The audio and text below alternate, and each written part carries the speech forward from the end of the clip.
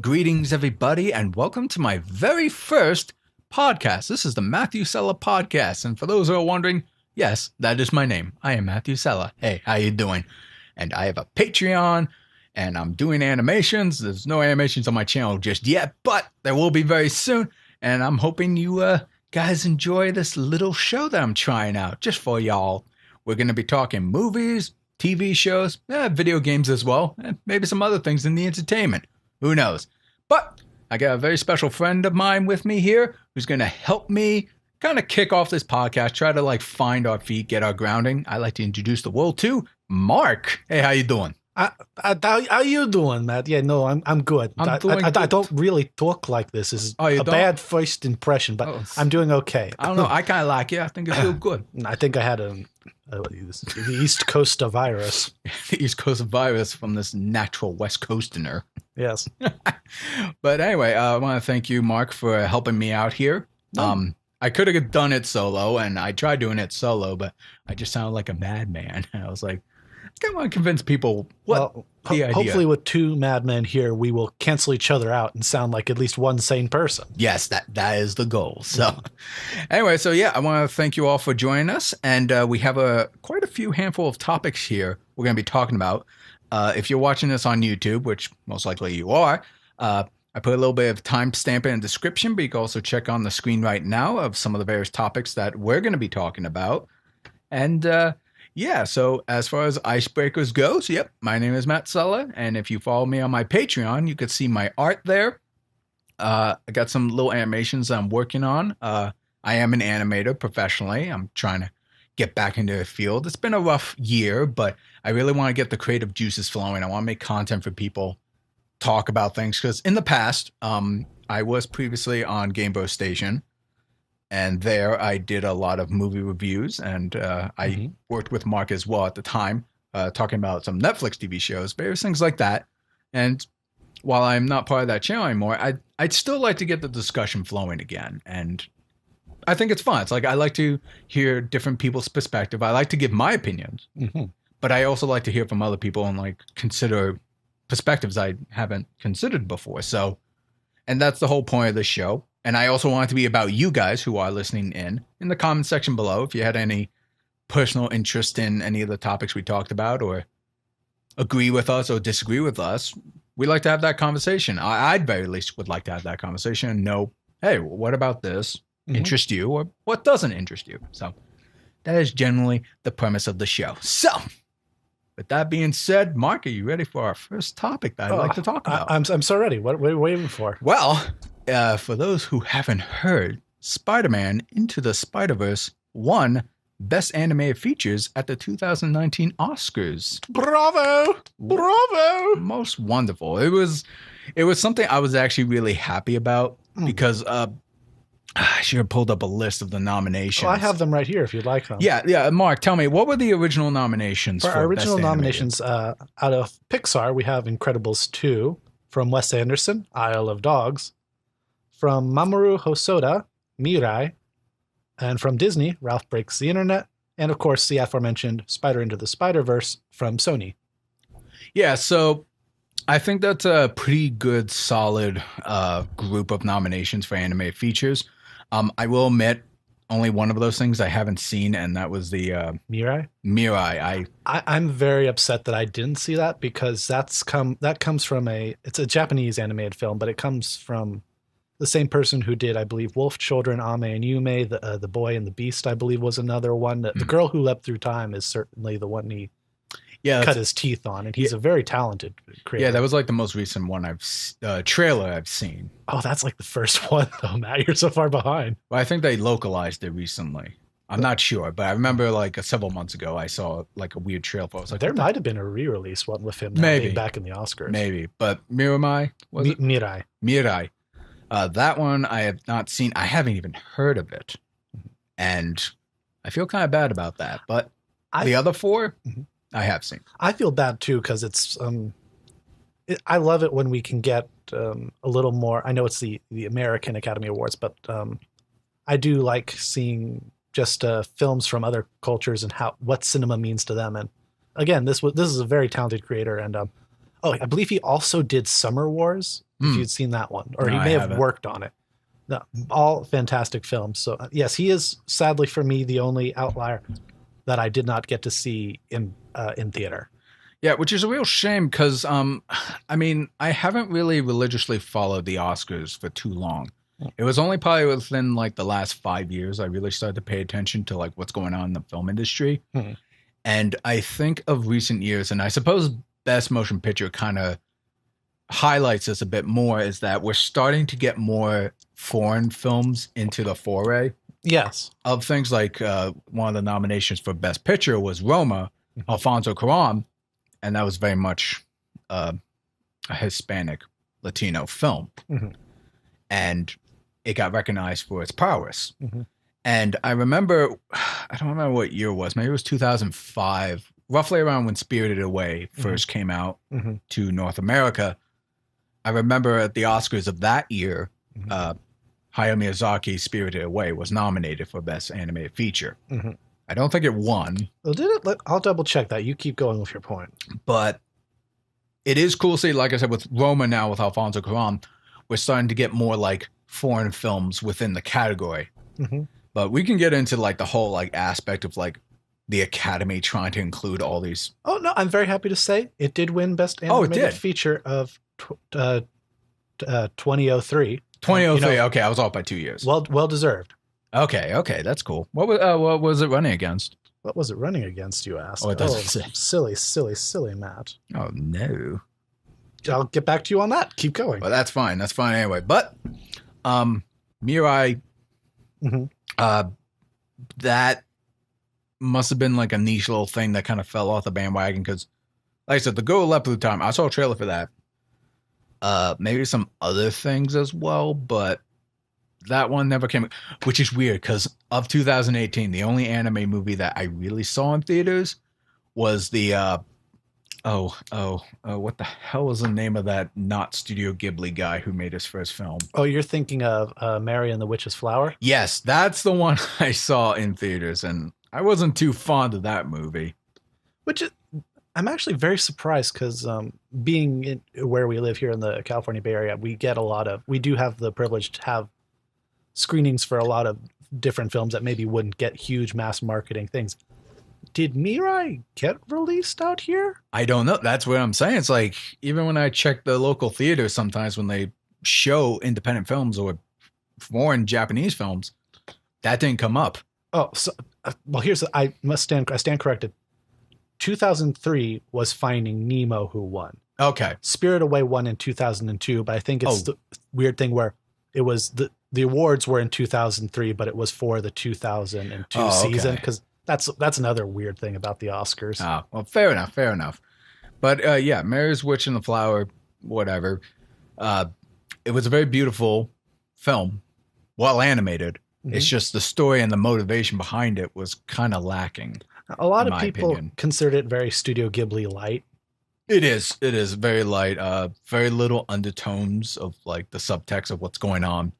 It is there if you look for it, but the motivation for the antagonist or just the reason why the plot is happening, it was just very cut and dry. It wasn't really fleshed out. But anyway, so with Spider-Man Into the Spider-Verse, we're just going to call it Spider-Verse from now on because that's a mouthful right there. That one Best Animated Feature, and I'm thinking of all the anime movies that I did watch. Obviously, I watched all 4 of the 5. Yes, I agree. I think Spider-Verse was probably the strongest of the 4 films that I saw. I did like Ralph Breaks the Internet. I did enjoy it. Incredibles 2, I had a lot of fun with that. Although, I don't know, maybe it's just because the YouTubers I watch or something, but I keep getting like videos saying like, why Incredibles 2 is a bad sequel. I keep seeing those headlines. I was like, people just didn't like it. I don't know. It's like, well, I honestly, quite honestly, for me, Ralph Breaks the Internet has, the longer I've sat on it, the less I think I've fondly looked at it. I think it just doesn't have for me quite the wit and charm the original did. Yeah. Like for me, like I will quote this anytime. The Oreo scene in for the Palace Guards. That was a level of like wit for me that I think just the sequel didn't ever live up to. Yeah. And in some ways, I think, unfortunately, Ralph Breaks the Internet had the problem with sequels where the characters regress in order to then grow in this movie. I think one of the most common complaints I heard about that movie is that it was relying on internet culture and memes, and that's what held it back for some people. I don't even think it relied on that enough, quite honestly, because, I mean, if you wanted a whole what happens when our characters go into the internet and you have the physical, tangible, visual representation of the internet, quite honestly, the Futurama episode does it better and does it in less time.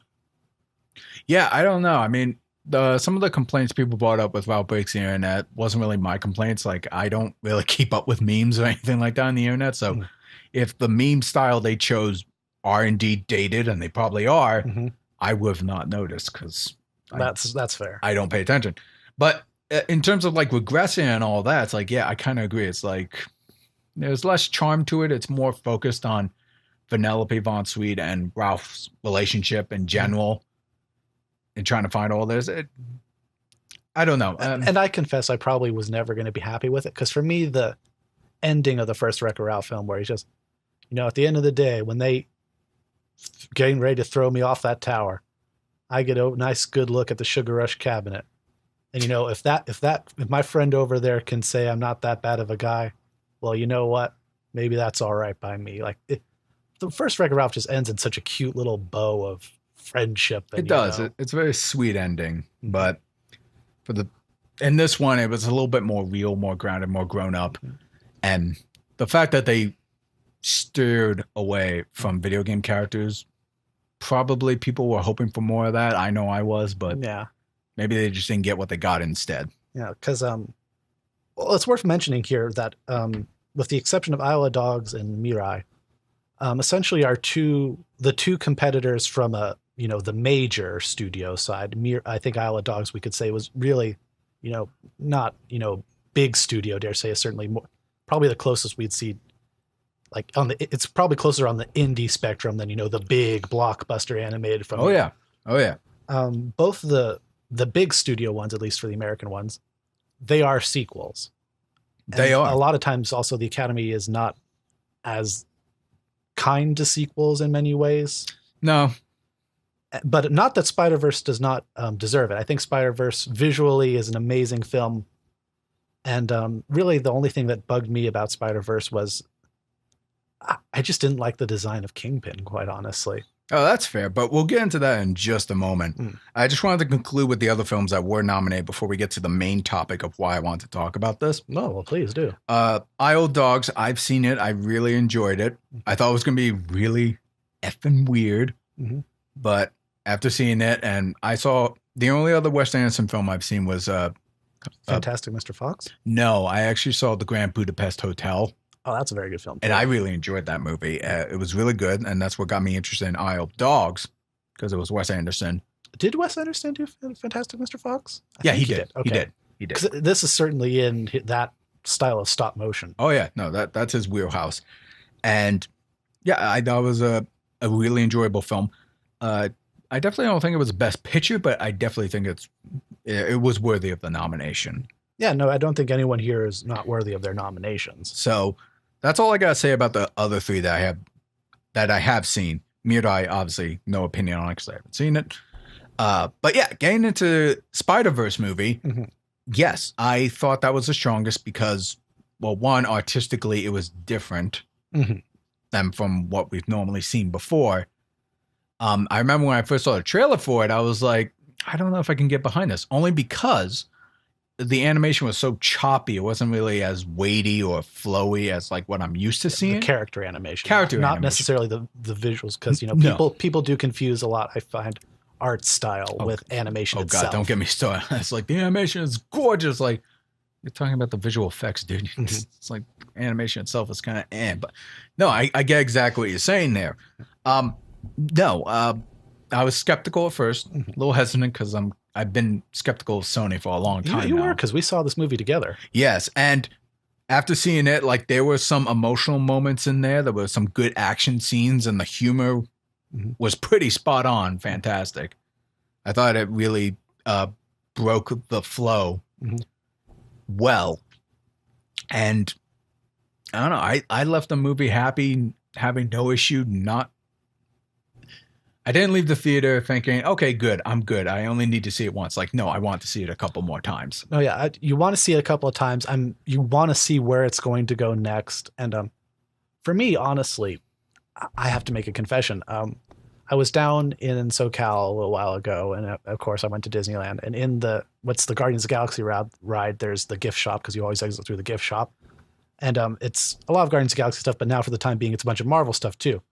They had this little plastic toy of Spider-Ham, and when he pushed on his ear, the eyes in his head would spin around and, would like rotate. Like there's angry eyes, there's excited eyes. And I was like, man, this is just such a fun, stupid toy that I'm seriously considering buying. And it's because all the characters in that movie, I think, are just you want to see more of these characters. That's why I'm glad they actually did a Spider-Ham short. And I think one of my favorite characters when there was Noir Spider-Man. With Nicolas Cage. He has some great lines. I love, because he brings back spoiler alert, he brings back the Rubik's Cube to his black and white world. It's just like, what sort of a mind-breaking thing does that imply? Dude, I love it. And I heard that Sony's looking into making spin-offs of the Spider-Verse, particularly with the female characters, but I do kind of hope they do a Noir Spider-Man spin-off of some short.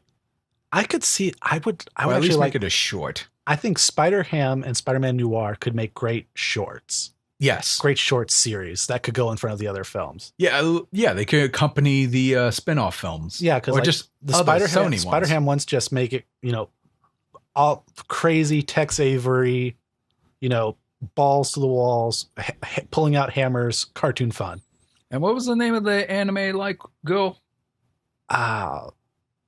Patricia Parker? It may have been Patricia Parker.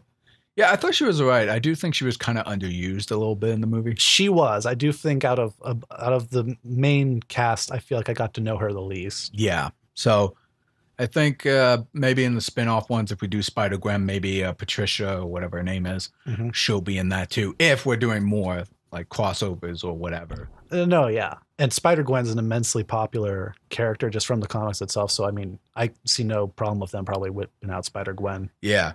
But overall, Mark and I think you and I, we agree. We really like the film and we're happy it won. Immensely. But the main topic I want to talk about here real quick is we got an article a while ago. At least I read it on Facebook.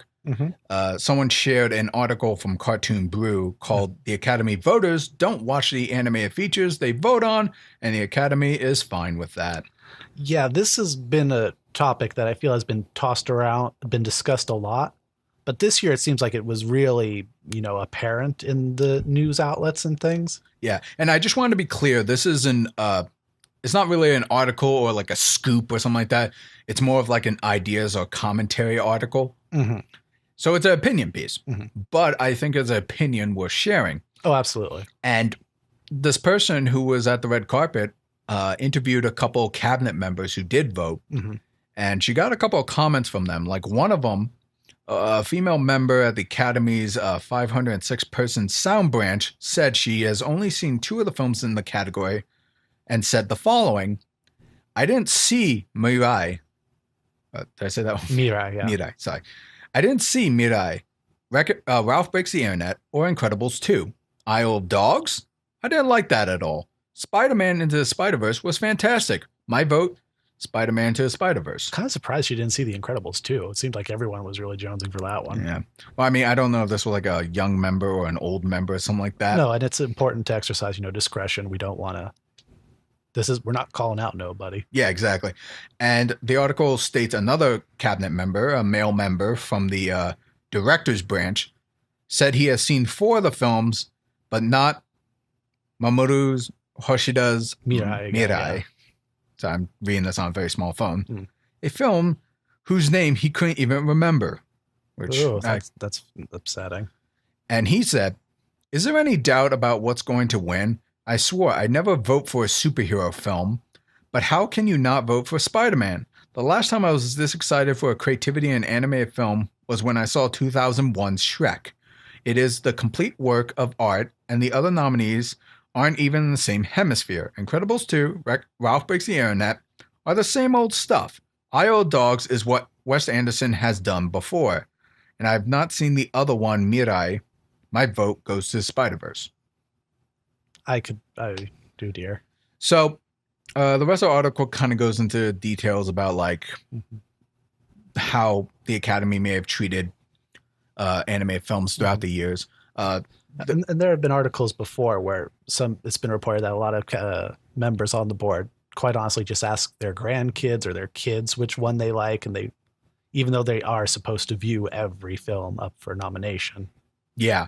And yeah, so this article here, it just brings up just those two examples, but it kind of like reinforces a little bit of what we feared, is like how much the Academy or Hollywood in general just doesn't really treat animation well that much. Yeah, it's not held with the highest of regards. It's really a lot of people actually in the animation industry are not happy that there even is an animated film category, because there's not the musical category, there's not the Western, there's not the sci-fi category. Yeah, there's no genre category. There's no genre category. So why shouldn't their films be, allowed to go toe to toe with the big boys up there in the best film category, especially when we've had films like Up and Beauty and the Beast who were nominated in that category for best picture. Yeah. Flat out. A lot of people have seen the best animated picture category as a way to kind of gatekeep them out in many ways. Yeah. The only argument that I've really kind of stuck by all these years, the reason why I think best animated feature is a good category is mostly to try to give some recognition and shine a light on some of these animated films that most people might not even bother seeing. I mean, a couple of years ago, we even had arguments of like people not appreciation of the visual effects teams, and it always goes down to directors or writers or the actors portraying these characters. And I kind of feel the same way with animation, where I even had like small debates and whatnot with some other people saying like, well, a kid's movie is directly for kids, so what's the point of overthinking the story or the world or the lore of the characters? And stuff like that always bothers me, because I'm in the camp where it's like kind of like how Pixar handles it. They make kid-friendly movies, but have undertones, stories, and themes going on in there that even adults can relate to. And I think that's what stands the test of time longer than, say, a Teen Titans Go movie that's just full of silly jokes and fart humor. No, yeah. I mean, we saw this immensely in a lot of showings for Coco itself, just bringing that up. Kids love Coco for its music, its characters, and its design and the colors. Adults emotionally connect to Coco, I think, because they, have gone through that idea of loss and have in things like that. Yeah, clashing family ideals. Family ideas, and even sometimes dealing with elderly family members with dementia or Alzheimer's. Like that's stuff that you have to sadly face when you grow up for a lot of people. And that connects to them. Like, I think you'd probably have more adults probably say they resonate more with Coco than kids, quite honestly, on their first show. Oh, God, yeah. And so it's like, it just bothers me generally that people just don't treat animation at the same potential as any other film. But if this has gotten you down, folks, and, maybe you even had problems with the Oscars treatment of animation, or even who's won that category in the past. There is an awards that I think we should give a shout out to called the Annie Awards. Yes. And this is essentially the Academy Awards for and by the animation industry. This is the awards where basically you have animators and industry people who know what they're talking about in animation, acknowledging achievements in the technology and the arts and the storytelling and all that. It'd be like, it's very important. And you also have, of course, shout outs to a lot of voice talent. I believe in the Annie Awards get a lot of recognition, more than I would say they do at the Oscars, for sure. Nice. And just look them up if you really want to see the appreciation for the art form of animation. Yeah. So overall, I kind of want to conclude with this saying, like, the Oscars kind of, to me, represents the old man syndrome a little bit, where the prestiginess of the past, or like the nuances of filmmaking and all that, you could only be taken seriously if you fall in line with these things. And because cartoons for many, many decades now have been mostly geared towards kids, adults just simply view it as kids stuff. Like it can never be more than that. And we've had plenty of examples throughout the years of films ascending beyond that. Of course. People just be like, it's animated, it's not live action, I'm not going to bother thinking about it. And because people don't invest or even say, okay, this film tried to be adult or engaging to me. And if I can look past the animation and say like, okay, story structure wise, I see where it's coming from, but didn't work for me. This is why I didn't like it. That's way more constructive than just simply saying, oh, it's a kid's movie, so I'll let it pass. I mean, in many ways, it's so funny especially with how reliant we are with special effects and computers. A lot of these, movies that people are like, oh, this is a live action movie. It's important. There's like more characters and more environments that are quite honestly more animated characters than, real by the time it's said and done. Okay. I can get into that whole thing where I noticed the difference between anime and live action of recently, but I don't want to dwell on that for too long. No. But those are my general thoughts on Academy. Is there anything you wanted to close on that, Mark? No, I think that's fair. I think we're both unanimously happy and excited for Into the Spider-Verse for winning. Well-deserved, visually very interesting film. I recommend going on because they have now been posting videos where professional animators have been breaking down how it was animated and how that is different. That is very fascinating. Go look those up. Go look up the Annie Awards and their history. And I think you're in for a good time in this age of animation. I think so too. All right, so moving on, I want to talk about our next subject. We went really long on that. I do apologize. An important subject, though. I think it's very important we talk about that. And also in the comment section, let me know what are your thoughts on Spider-Man and Spider-Verse winning and whether if you think animation should be taken seriously or not. Even if you don't think it should be taken seriously, please let me know your thought process on why that is. I don't want to cause haters or things like that. It's like, F you because of this. Like, I'm honestly curious of why do you generally think that. And also on the flip side of that, by no means are we poo-pooing traditional live action films either. No, I love live action films too. But like I said, it's all about discussion. So we got a couple Pokemon related stuff going on here. I've heard of that. The Pokemans? Yeah, the Pokemans. Yeah. Pokemans. You know the game where the bus driver crushed them all in a bus and put it in a little remote control? Some of those old commercials with traditionally animated Pokemon running around. Right. It was like Pikachu just gets on a bus all at Who Framed Roger Rabbit. It's great. So the first thing I want to talk about here was originally I wanted to talk about the Detective Pikachu trailer. However, the second one. However, I feel like we should probably get this out of the way first. There was a Nintendo Direct recently that revealed the next upcoming mainstream game called Pokemon Sword and Shield, announced for late 2019. Yeah, on the Nintendo Switch. And want to talk about that for a brief moment. I'm more interested in the movie trailer, but I figure I got Mark here. I might as well talk about it. What are your thoughts on the Sword and Shield and what it offered to show us? I'm excited. I think I was hoping for a larger leap in the graphics department for me.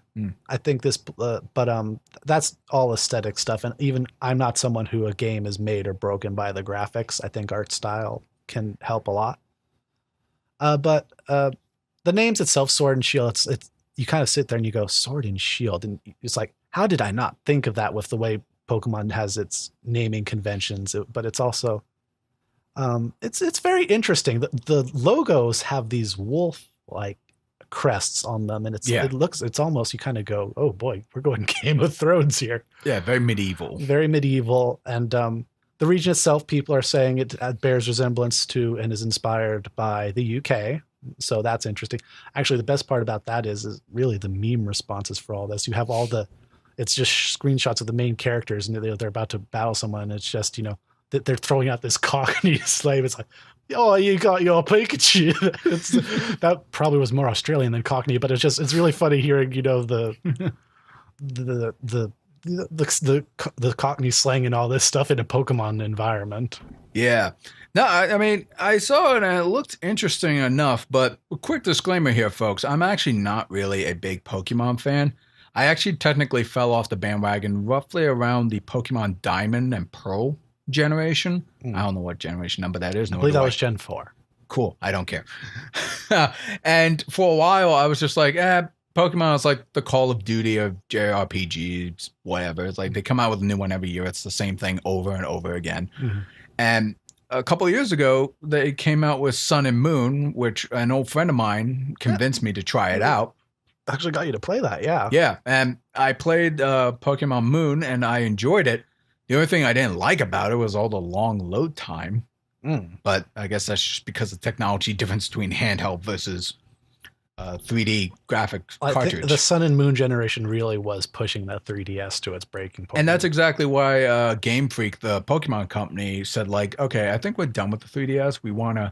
We know where we stand. We want to go in this direction, but a future on the 3DS is just not possible for this franchise. Well, there is no future on the 3DS because even Nintendo now, I think maybe early on in the Switch's life cycle, we could have said Nintendo maybe wants to keep the 3DS around because it has a very loyal and a very large install base. Yes.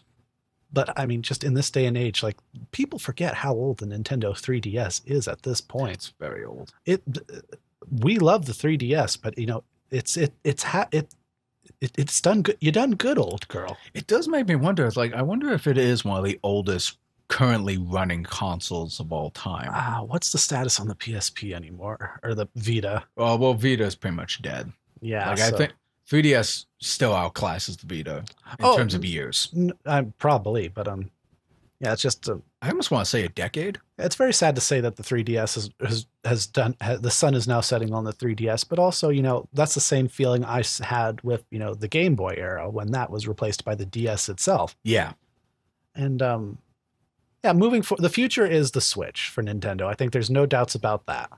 And as far as my concern for that future, I'm still back in the lukewarm thing. Like I said, I enjoyed Pokemon Moon for what it was. But it was at that point in my life that I'm like an old man at this point right now.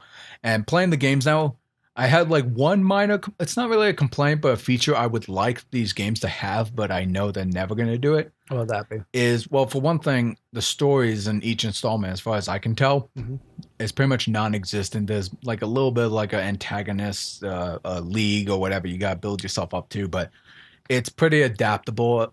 And I kind of wish you can choose your age.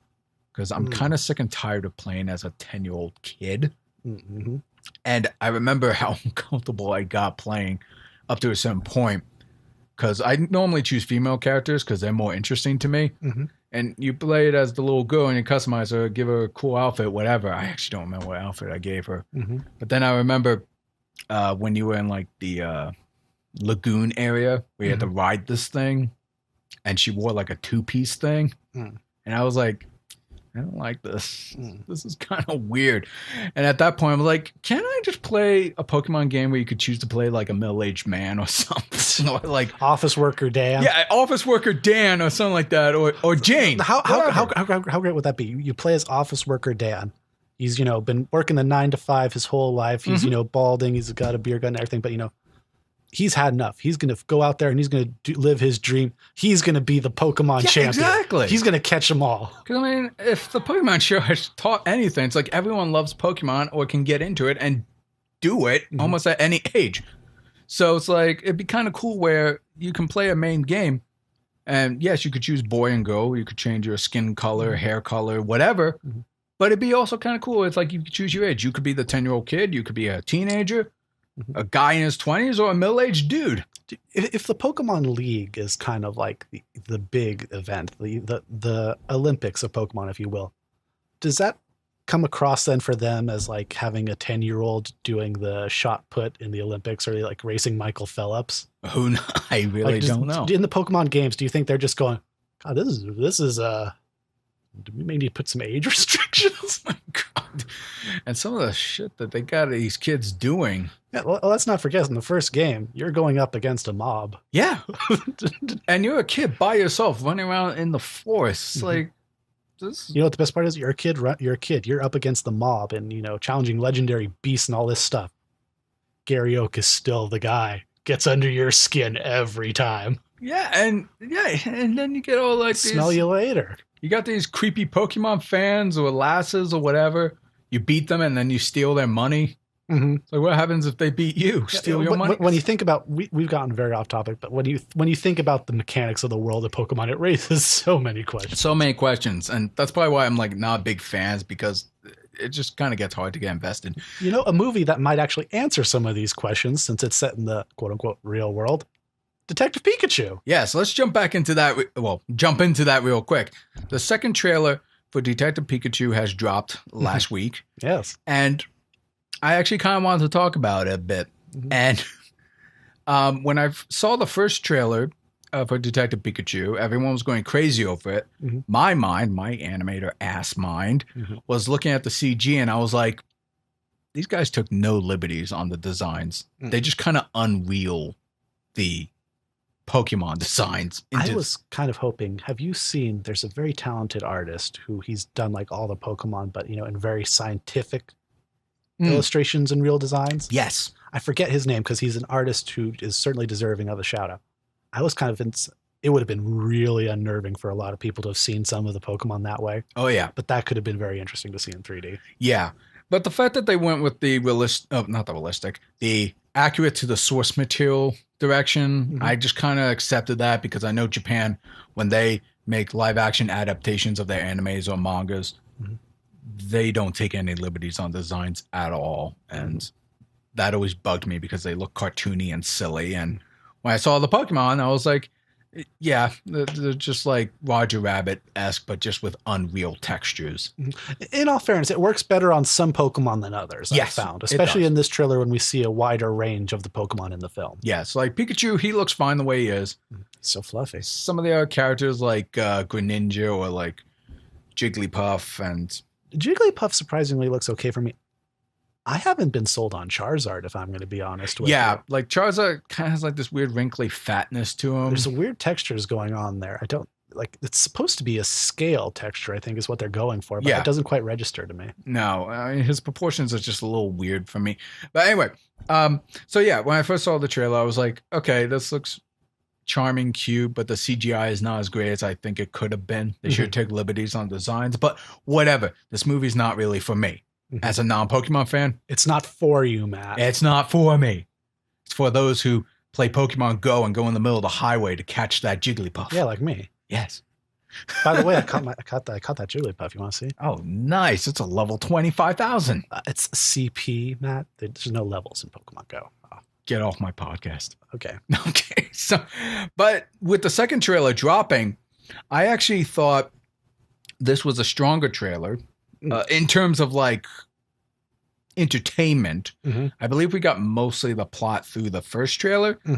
The second one made me laugh a bit more, especially when we had the shot with Pikachu in the cage and Ryan Reynolds just said, "Get me out of here. Get me the hell out of here." Yeah. And first time I saw that, I laughed my ass off. Just hearing Pikachu say hell made me lose my mind. Well, I think in the first one, you certainly had more, you got what the story was going to be, the plot. You're going to go and you're going to find the father. That's not a spoiler. It's in the first trailer, for Pete's sake. And even in the game, which, I mean, whether or not that has any bearings on it, we don't know. But in this one, I think you really got to see more of the dynamic of the characters. And I think that was its highlight in this. I think so too. And I don't know. I mean, this movie, I think the trailer got me more excited for the movie. I like the wackiness and some of the offsets of like the tone of Ryan Reynolds Pikachu with the kid. I think it's going to be more fun. I actually love the fact that Snorlax fell asleep in the road and is now a traffic jam. I'm just like, yes. That's Snorlax for you, the weird looking bastard. And the world is really interesting too, at least the city, because we've seen other people talk about it as well, and they've likened it to something more like even a Blade Runner even, and it certainly has this neon aesthetic to it. There's really almost a Neo Tokyo. Yeah. But so much, there's so many visual things in here that's not just one thing. It really becomes its own thing. It really does. And we'll see how the movie goes. I'm definitely going to be checking out when it comes out. I really want an actual fluffy Detective Pikachu. Oh, you're going to get because you know they've made it. No question about that. They've already have merch all I kind of want out. the Snubble one too, because Snubble's in here too. Yes. As well as some other Pokemon I can't pronounce, but they have like weird expressions and sounds. Apom is horrifying. Oh, God. But yeah, no, I'm going to check it out. My expectations are still going to be pretty low because it is a video game adapted movie. Some people are saying this might break the curse. Personally, we've said that a million times about other films. Well, we've had video game movies that, have not necessarily been good movies, but certainly have been successful. We're no longer at the point where video game movies are bad and not successful. Angry Birds made its money. It did, and honestly, in my opinion, that was probably like one of the closest a decent video game adapted movie was. Or game related. I mean, it's an app, but whatever. Because this is a Pokemon movie, and it has a lot of things going for it, I think, to appeal particularly much more towards the generation like us, I think, who grew up with the original 151 and are now older. And it's like, yeah, we saw Deadpool. We know what's going on here with Pikachu. Yeah, we're okay with his snarkiness. Like, this is certainly appealing to that generation, I think. And, you know it's going to make money. No one is saying this movie will not make money. Oh, no. It is a Pokemon movie. It's appealing to an older audience who grew up with the property. The real question will be if it is a solid film in its own right. Will it have its legs? Yes, that is going to be the biggest question. And I do personally believe opening weekend, it's probably going to make $45 million or more. I'd feel comfortable with domestic. I'd feel comfortable with 50, quite honestly. So probably around that bulk. We'll see. I mean, it really comes down to buzz and if the embargo is lifted a couple weeks before the film is released. If that happens. One problem I have had with these trailers, though. Not nearly enough Psyduck. Psy indeed. He got sidetracked. Yeah, he did. Pushed to the side. And to conclude on this, one bit I'll talk about the trailer for is some people, maybe not a lot of people, but they're saying they're kind of upset at the fact that Mewtwo is in the movie, or at least was revealed in the trailer and not revealed in the movie itself. And I don't really want to put my opinion on either side at the moment, only because we don't know if Mewtwo is the main threat or not, or if he even is a threat. I don't know what the plot is, per se, aside from the kid trying to find his father and Detective Pikachu. Because it's worth mentioning that neither of us had played the 3DS game that this was based on. Yeah, and as far as we get told, it's loosely based on that. Yeah, although I have heard Mewtwo is in that game as well. I don't know the capacity or his role, but I have heard he is in that game. But I don't know. Really, that to me, Mewtwo being in a Pokemon thing is almost like saying Pikachu's in a Pokemon thing. Yeah, or Charizard's in a Pokemon thing. Like Pikachu, Charizard, and Mewtwo are like 3 Gen 1 Pokemon that are just, guaranteed fan favorites. No one's going to have a problem with them in there. Yeah, it's rhetorical. Yeah. It's a given. It's like saying Snoopy's in a Peanuts Moves film. Oh my God, I didn't know that. Spoilers! Oh, I'm so sorry. God damn. So that's my general thoughts on the Pikachu and the Sword and Shield. I said I don't know if I'm going to play that game or not. I'm particularly not that interested in it. Pikachu and the Sword and Shield sounds like an interesting movie. I would be. But we'll see. We'll see. The Pikachu who would be king. I probably have a higher chance of checking out King Pikachu Detective over Sword Shield England, whatever. Sword Shield England. Sword Shield England. It does look pretty for what it is, but I want to know more about the features and the customization before I even commit to something like that. In all fairness, this trailer, it really was an announcement trailer for Sword and Shield. We did not get much of anything short of you're going to be in a UK-inspired world. They didn't even, confirm that. That's just kind of what people are making very educated guesses on. And here's your 3 starter Pokemon. So there's still more to see. We still have plenty of time.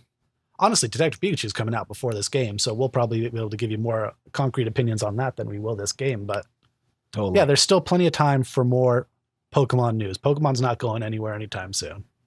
For sure. Well, I'd like to move on to our next topic here. We're going to kind of crank this up a little bit. I believe we both saw How to Train Your Dragon, The Hidden World. How to Train Your Dragon 3, yes. And we thought we would give our general opinions on it. It's going to be non-spoilers, so don't worry about that. I just wanted to kind of get our general thoughts on whether we like the film or not. Mark and I, we haven't even off camera or off mic talked about what we thought of the film together. And well, I don't exist off mic. I am just a program inside the computer. Mark the mic. Yeah. Mike the Mark. Mike the Mark. There you go. So to start things off, I saw The Hidden World in theaters a few days ago. Well, no, last week. I saw it last week. And I actually thought it was one of the strongest third entries in a trilogy I've seen for an animated feature.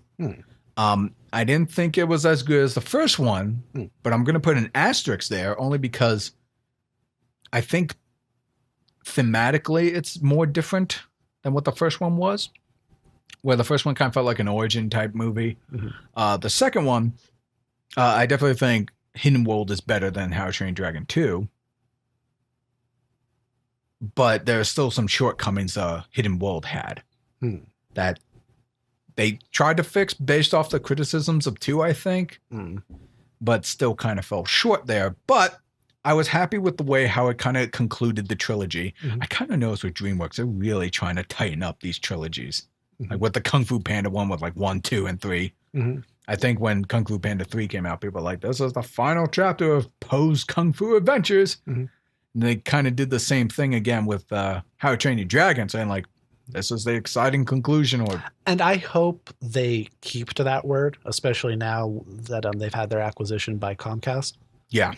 Because getting the trilogy out of a film series is hard enough. And it's so hard to have, the perfect film trilogy, live action or animation. Yeah.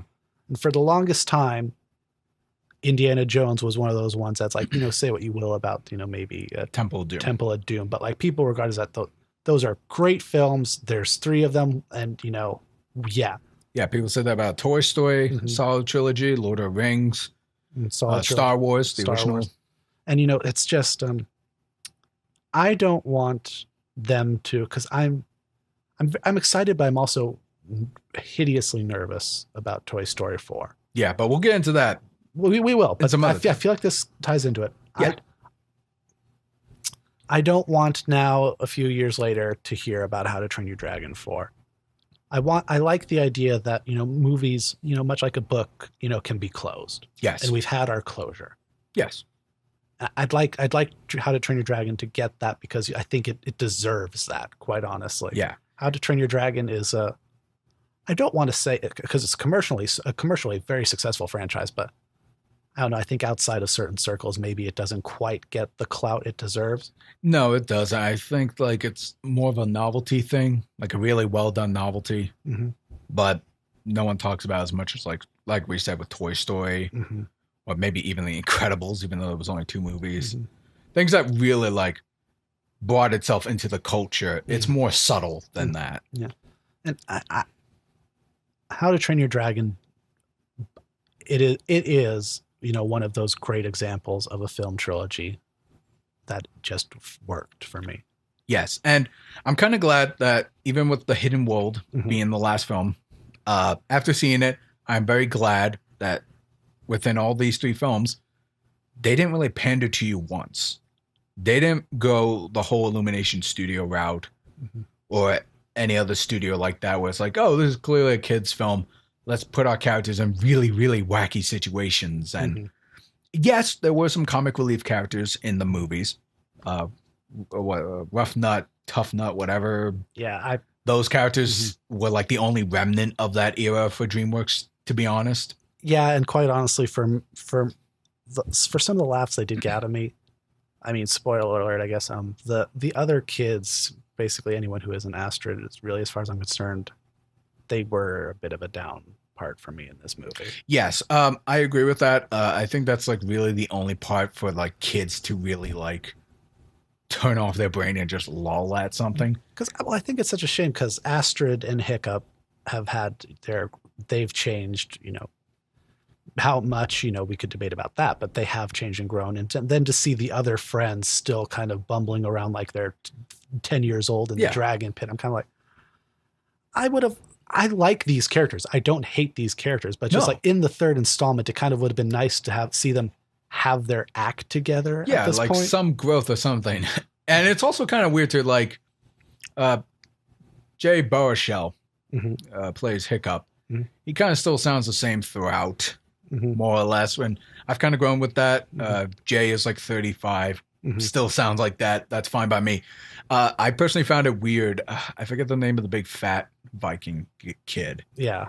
But when I saw him in Hidden World, he had like a little mustache dangling, all that. Got like the full on facial hair. Yeah, he kind of looks He's like got more facial hair than Gobber. Right. And what's funny is he looks like a Viking, but he still sounds like his 10-year-old self.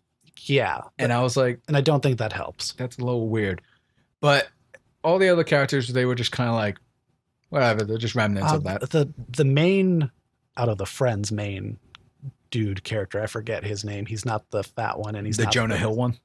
Is it Jonah Hill? The one who has the hots for Hiccup's mom. That was so uncomfortable. That was. I know it was probably supposed to be played off as a joke, like Hot for Teacher or something. Yeah. But like everyone in the crowd, like kids and adults, like the second that stuff came on screen, people were kind of just going, what? Yeah, I got that vibe too, where I was like, what are you trying to say? No, yeah, it was really uncomfortable. And actually, speaking of Hiccup's mom, I feel like she was a character that was really written for the second movie. But they didn't know what to do with her. But they didn't know what to do one. with her in the third movie because she's a very competent character. She's very strong. She knows how to navigate with dragons. And she's kind of sidelined in this movie, and I think to the detriment of it. She was a scout, pretty much. She was, and it's just like this woman, like, she one-upped Hiccup in so many ways. Like, Hiccup is able to do all this stuff with dragons, honestly, because of his mom. Yeah. And what he learned from her. So it's really weird to see her like that. There are also some points narratively in this one that I think for me make it the least, not necessarily the strongest out of the three. One of which is, because there is, speaking to how we know Hiccup's mom is a very competent and, dangerous character to be reckoned with. The main villain seems to know this much as well. Yeah. And he makes a point of taking Hiccup's mother and Cloud Chaser is her dragon's name? Yes, something like that, I believe so. Out of the equation in the final act. He's like, no more surprises out of you guys. He says that much as her dragon's getting locked away. Apparently someone put them in the cage but didn't think to lock the door because the dragon just like bashes its tail and the door opens on its own. He doesn't like bash the door off its hinges. The door just opens. And I was just like, okay. Well, I think they were in the process of locking him. Yeah, but it had been like a good few minutes in the movie itself. It had been like several minutes from that scene. Oh, fair enough. But I think my problem with that is then the main villain is an interesting villain. He has kind of looks a little like Grand Moff Tarkin, maybe a little stretched out. I was going to say he definitely reminds me of a certain British actor I've seen. Yeah, you've seen this guy's face before where they pulled in from... Like even with like the dark underliners and... Yeah. Like the maybe if they shaved Count Dooku from the Clone Wars. Maybe. Like he's like Christopher Lee's brother or something. Yeah, Christopher Lee's younger eccentric brother. Yeah. But I don't want to get too much into the final act of what happens there. But yes, I will say this real quick. The villain in this one, Grimwald or Grindelwald, Grimsby. I've named every other like pseudo British character whose name starts with a G in movies except him. Yeah, well, but his accent is sometimes he has a British accent, but then sometimes he goes into it's a little Australian. It's a little Australian. Then even like there's some moments where I thought he was almost trying to do a French accent. So I really don't know what was going on there. Yeah, he definitely had a Euro accent, or even Norwegian. Some people. It's very odd. But to get to the point, I really liked that he was a major step up from Drago, from the second one. In terms of personality, yes. Yeah, personality and motive, a little bit, yes. Mm-hmm. The movie does give him a motive of why he does what he does, but it's a quick single sentence. Yeah. He does have more personality. He does think more. I know this for a fact after watching the movie. Mm-hmm. He does calculate. But in terms of his motivation, it's a little bit ham-fisted. Mm-hmm. He's mostly just a plot device. He is to test Hiccup. It was similar to how Draco can control dragons, but does it differently and for different reasons than Hiccup. In many ways, Draco's character. A spoiler alert for anybody, because this at this point, I guess it's too late. But he basically is in that moment in How to Train Dragon 1 where Hiccup has Toothless and he, was, I think... spoilers for the second movie. Spoilers for the first movie. First movie? Well, no, for this movie. Spoilers for How to Train Your Dragon. Okay, there. We've covered all the bases, including the TV shows. Oh, my goodness. For Grindelheim, whoever his name is, he killed a Night Fury. Where Hiccup let Toothless go, Grindel killed a Night Fury. And, he reflects a different path Hiccup could have gone down, in theory. But is not necessarily done to his full potential. Yeah. No, I definitely think there's some parallels there that were just kind of shown to us, but never really fleshed out or exercised. And like I said, he was a step up from Drago, but he still wasn't like the iconic Lord Shen level of a DreamWorks villain. No, and you know darn well, I love Lord Shen. Kung Fu Panda 2 is an amazing film for me. Yes. And Lord Shen in no short supply is a part of that. Yes. But as far as Grimly goes or whatever, he was a charismatic. He did think, and he had some interesting motives, but it wasn't really convincing enough for me to say, okay, that's a good villain. He's dark, he's twisted, he's fucked up. But I did love his dragons and the mechanics. Oh, the Venom how they functioned and how he controlled them through their own venom. I did like that very much. And it seems like we've been kind of ragging on this. I do want to say this How to Train Your Dragon film, like we saw very big leaps and bounds between the first one and the second one visually. In the third one, you see a huge leap in terms of the textures and scales on the dragons. I don't know how they did it, but they made sand look amazing. In this movie. This was like Good Dinosaur level background visual art. Yeah, no, I thought the environments were really well done. I want to kind of give a shout out to the music, because one of the biggest highlights for me was John Powell returned to score the music for How to Train Your Dragon 3. And I'm trying to find the composer's name, but while listening to this movie, especially when they got to like certain settings, the choir and the violin solos and all that stuff was so fucking beautiful that I swear, I'm trying to look up the guy's name.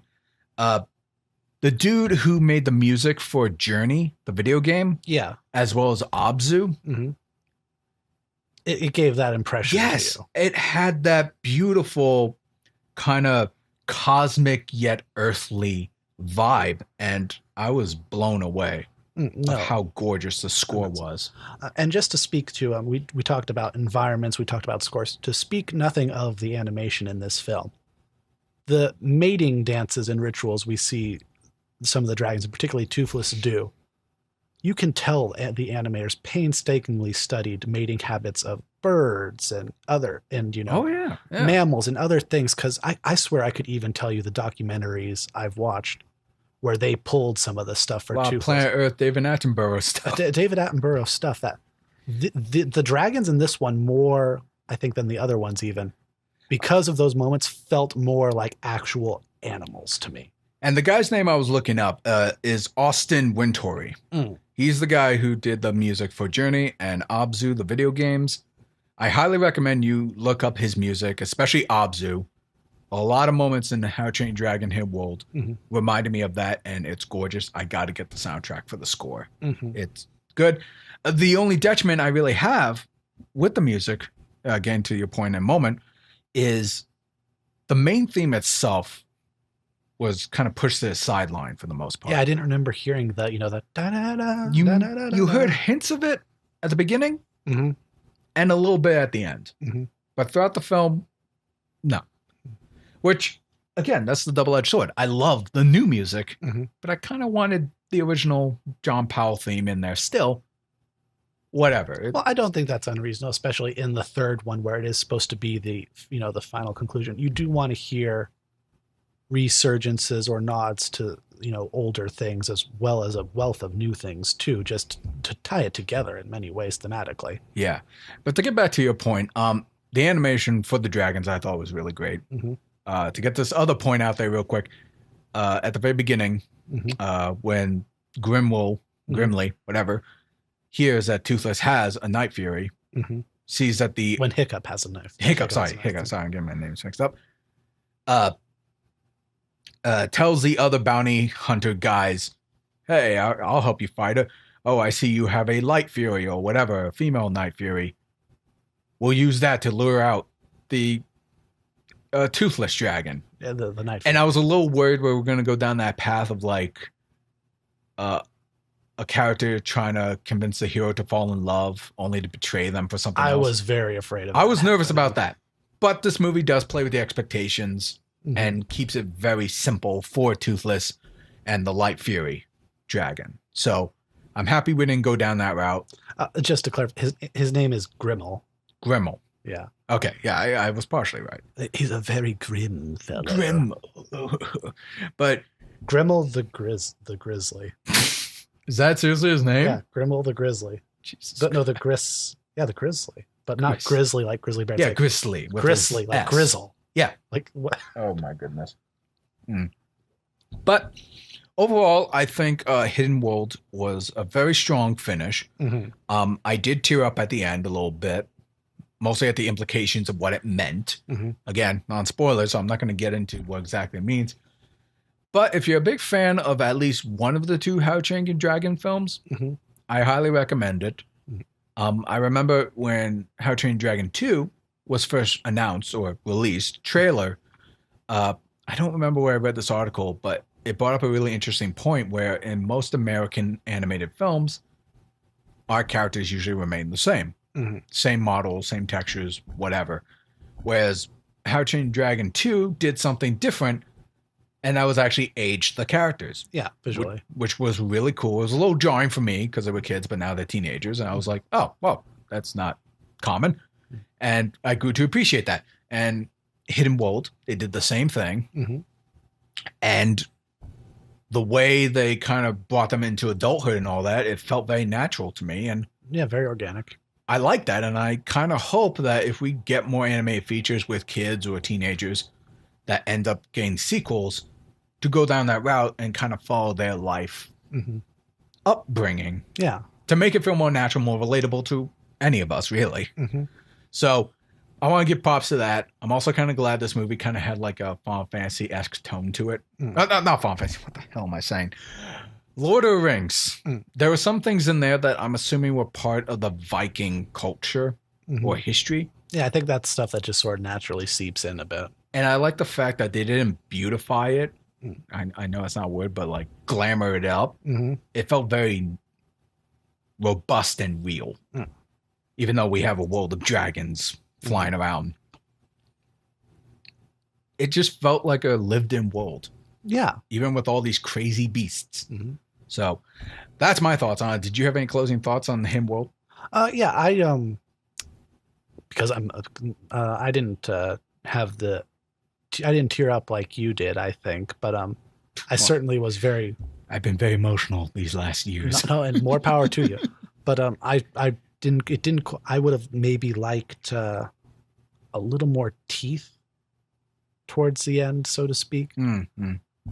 That's fair. That's totally fair. But I love How to Train Your Dragon. I love the film series, and I'm very happy with where it's going and where it goes. The journey we've had, and we've had Kung Fu Panda now is, they say it's done. How to Train Your Dragon is now done. I would like to see the next epic that these talented people can make. I don't want to see Boss Baby 4. Oh, man. Well, I mean, this is kind of a conversation we'll have on another podcast eventually. But I remember a while ago, I was watching a YouTuber, Saber Spark, I believe. He does a lot of like what ruined or when did whatever studio die. And I don't remember which video he did, but he talked about how DreamWorks, this is where I first learned about it, where DreamWorks for a while was under 20th Century Fox's flagship for a while. Because I guess they were not making enough money to self-distribute themselves. Then Universal, I guess, bought the rights. More specifically, part of Illumination Studios bought DreamWorks. Oh, see, that's interesting because I was under the impression that it was Comcast directly. I think it is Comcast directly, but they're having Illumination Studios put their hands into helping them organize films. That makes a little sense, I guess, because I know there was a very interesting and very, in some ways, unsettling rumor going around that Illumination wants to remake Shrek. Well, yeah. There's been some reports on that already. I did hear other rumors that they're actually going to go ahead and make Puss in Boots 2, which is a really strange decision. Funny you mentioned that. Apparently, the director of Into the Spider-Verse is doing that. Yeah, so, I mean, at least we got one good director. He doesn't have Phil Lord or Chris Miller behind him, but maybe he knows some other writers who did help work with them to work on Puss in Boots 2. I don't know. I can't confirm that. But I'm really surprised they would be going with Puss in Boots 2. It's been a while since the first one. It has been quite a while. I can't recall how well that was received, quite honestly. It was okay, I think. It did okay at the box office. Critically, it did okay. I think it was like a 60 on, or 70 on Rotten Tomatoes. I'm not too sure. But with Illumination Studios, at least where how Saberspark puts it, and I kind of agree with him in that regard, of cheap, fast, and easy to digest animated movies that Illumination Studios is known for. They have very little controversy with their workers. They seem pretty happy with it. We're just afraid that they might minionize some of DreamWorks' properties. So when I first heard that they're going to reboot Shrek, and Illumination Studio is delegating DreamWorks a bit, as far as I'm hearing. Correct me if I'm wrong in the comment section, please. But this is a bit of a no concrete. This is not concrete. This is just what I've been hearing. Word on the street. I am concerned about the future of DreamWorks at this point because it's been one of my dreams, no pun intended, to animate or work with DreamWorks on a film of some sort. But in terms of the nature of where it might be going and the financial troubles they've been having over the last 10 years, they might merge into Illumination or just Universal in general. And I don't know what's going to happen to them. And hearing a Shrek reboot makes me nervous because something tells me it's going to be heavily stylized, more so than it normally is. And again, I'm biased nostalgic. The Shrek movies to me are fine, mostly the first couple, but who knows what the tonal comedy is going to be like for this reboot. So I am if it materializes. If it does. I am happy that Kung Fu Panda is done. How to Train Your Dragon is done. I am sorry to say, but chances are those are going to be rebooted at one point or another if DreamWorks is still around, because they did make a lot of money and overseas money too. So I'm sure Universal is going to find ways to continue milking that property somehow. We'll see. We'll see. Honestly, I'm very uncertain of the future of DreamWorks, of what they can do now. Their TV properties are doing pretty well. You are a big fan of the Troll Hunter series. Troll Hunters I'm a big fan of, but I want to talk about that on a different podcast because I have a lot to say about that. Guillermo del Toro, I want to see more of what he does. And last I checked too, I think he's still slated to do a movie with DreamWorks. But he has a million projects anyway, so it could mean nothing. Yeah, I'm still waiting for my Haunted Mansion movie. Yes, but so I wanted to conclude this podcast a little bit. We've gone over a little bit more, but that's okay. Last topic I want to talk about is pretty much what are we watching and what are we playing? Specifically me. You don't have to answer. Oh, okay. You can be secret about what you're watching. It's like, I'm not watching the NSA. I'd hope someone would be interested, but I guess, just you go ahead and tell them what you're watching. I'm not watching what Disney secretly has planned for us in the next couple months. Ooh. Okay, Mark, I get you. You say that like I have some sort of crystal ball or insider knowledge. Do you? No. Damn it. I was really hoping you did. Nah, sorry. Oh, man. But yeah, no, I just kind of want this segment to be mostly about us as people, me, you, whatever. Any guest I have on here, I want to know what you're up to, what you're watching, what you're playing. To give example of what have I been watching? Well, I'm happy to let you know that I am binging videos on YouTube, and those videos are shitstorms. Have you heard of those, Mark? Yes, because I think you've shown me a few. I know, because I'm a loser like that. They are from the aforementioned Super Best Friends Plays. They're a Let's Player on YouTube. They did recently disband, which is kind of sad because I got into them very recently, actually. Late in the game from their time point. That kind of gives you credence on what kind of person I am, folks. I don't follow trends or memes or any of that shit. I just watch what I want to watch when I feel like it. And after watching a lot of Game Grumps, which they are fantastically hilarious, I was like, you were looking for something new. I wanted to try something new, like a new dynamic. And then I found these Canadian boys, and I thought they were pretty funny. Yeah, pretty skookum. Not as professional sounding as the Game Grumps are, but they're still funny. and I like them. And the Shitstorms is actually one of the first series of videos I watch where they pretty much spend each October playing 31 horror games on Steam, consoles, whatever. And recently I've been watching their entire series, and right now I am on Shitstorm 6, I believe. So I'm getting pretty close to the end. I believe they only have 8 or 9.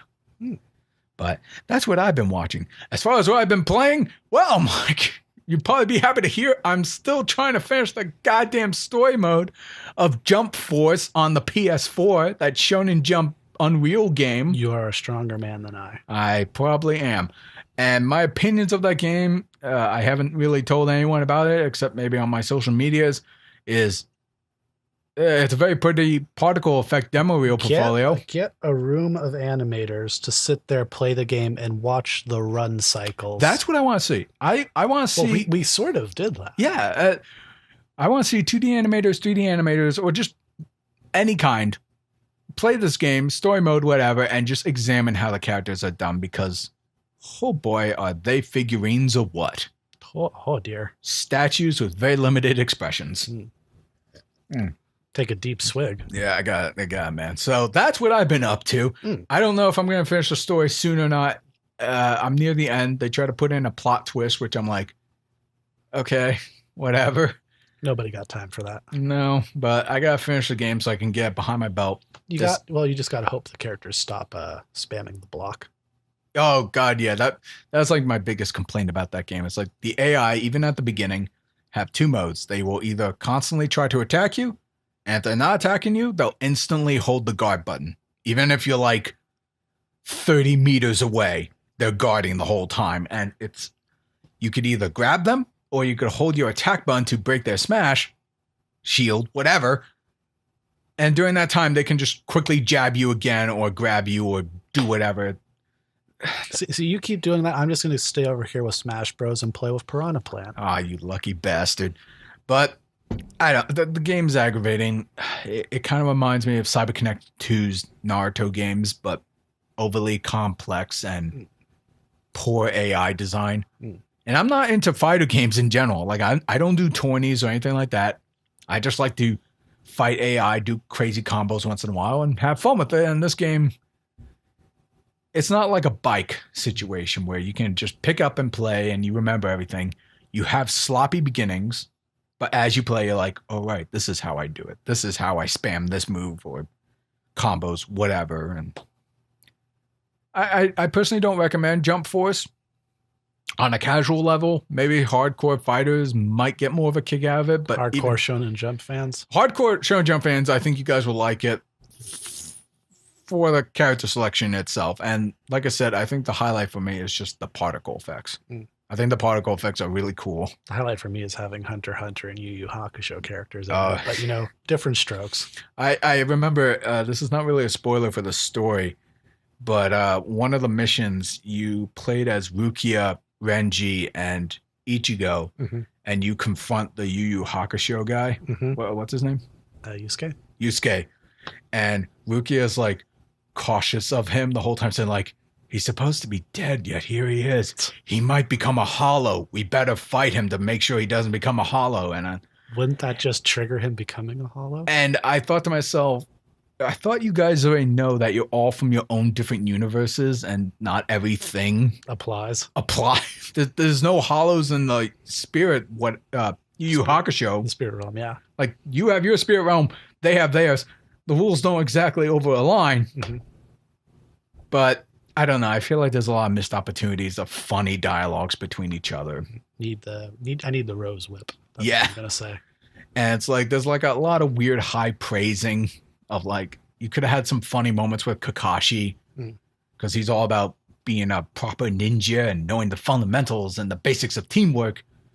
And you could have had like some of the other characters who are like more lone wolves say like, fuck you, Kakashi, and your substitution. What? And then I think there could have been a lot of funny moments in this game. Yeah. Even if you're not a big fan of some of these properties, you'd be like, oh yeah, I'm familiar with that guy. But that's what I've been up to. Mark, what have you been watching and or playing or just staring at? I've been watching Umbrella Academy on Netflix. I gotta get in. How is that? It's all right. I'm not sure where I'm sitting on it yet. I finished the series. I'm still kind of digesting it. I don't regret watching it. It's a really fun ride. I think I felt that way when I saw Three Below, the Del Toro Tales of Academy thing. Mm-hmm. But I won't get into that yet. But I'm already starting to get to see where you're coming from. Oh yeah, it's you're gonna know if it's for you, right off the bat. It's different from the comic book interpretation in many ways. I kind of maybe wish it was a little quirkier. Think it's a little too gritty? Not even too gritty. I think there's some things where it's like, as someone who hasn't, been up to date with that comic book series, there's some things that are just a little more off the wall crazy that I'm kind of like, maybe could have helped this be a little more engaging. But, I enjoyed it. It's worth a watch if you think it might be up your alley. Yeah, no, I definitely want to check it out because there's a few YouTubers and film pundits I watch who said it's really entertaining. At least enough. And there's some good moments, some bad moments they brought up. You're going to like, in my opinion, you're going to like the side characters a lot more than the main characters. I think so. That's what I've been hearing. So I definitely want to check that out. Well, what have you been playing? What have I been playing? Well, I just played Smash Bros. With you, like not all of a little while ago. Really loving Piranha Plant and Ridley. Thank you. And I truth be told, I played Spider-Man on PS4. That's old news, though. Really, I've had a bit of a video game slump, if I may be perfectly honest. And I'll be honest with you, I kind of wish I had that too. Because, I mean, TMI, I've been going through a lot of hardships personally. I've been trying to get projects done, trying to find steady work, and it's been very difficult, especially on you mentally. And I remember playing Jump Force and playing it for hours, even though I'm like, about it. I'm like, you've been sitting here for like 3 hours. You could be drawing, you could be animating.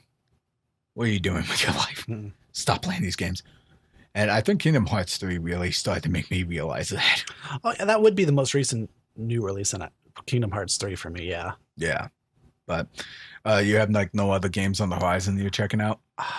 Not right now. Just living life. Just living life. I'm trying to, go outside in the sunlight. Yeah, no, that's probably good. Well, unfortunately, it's very foggy here in San Francisco. Very foggy, very rainy, and in some cases, we had a good week. Snow. We had a good week. Yeah, we did. Last week, it was like a little bit cloudy. It started to warm up again, not freezing, which just meant that the rain was coming again. Yeah, that's San Francisco for you. Yeah. Well, I think that's generally it. If you don't have anything else to say you've been doing. Nope. Well, with that being said, we went a little bit over, but that's all right by me. This has been episode 1 of the Matt Sella podcast. Mark, I want to thank you so much for helping me out with this. Oh, you're welcome. We got the bottle of champagne. The cruise ship was in the dock. We smashed the bottle on the cruise ship, as is tradition, and a waste of champagne. And here we are. That's fantastic. Well, is there any plugs you wanted to do? Anything you want to say that you might be doing? I probably want to plug in my phone in a little bit, but other than that, right now, I don't have anything to plug. That's fair, Mark, but I really enjoyed having you on here. Hope to have you on here again. Thank you. I look forward to listening to some other guests. Yeah, no, definitely. I want to probably got a couple friends in mind, but to clarify, folks, this is a monthly podcast. I'm not going to do this every week. Not in this format. I am thinking of doing smaller ones like movie reviews, Netflix ones. I was actually going to talk to you, Mark, whether on mic or not. In the past, you and we reviewed a couple of Netflix shows together. And I would like to talk about DuckTales again because...